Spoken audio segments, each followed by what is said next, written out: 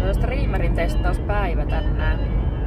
Pääsen kokeilemaan oppiin, miten sitä streameria pitäisi uittaa ja heittää silleen, että siellä alkaisi olla tapahtumiakin enemmän siellä siiman päässä.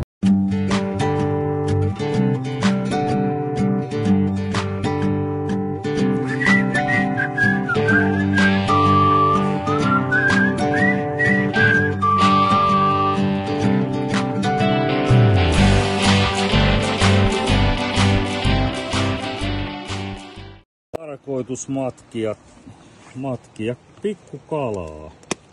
Esimerkiksi tässä on tämmönen kirkas streameri, joka matkii kirkasta pikkukalaa luonnollisesti salakkaa esimerkiksi. Kyllä. Olisiko tää ahven sitten? Joo, se on ahvenen väri.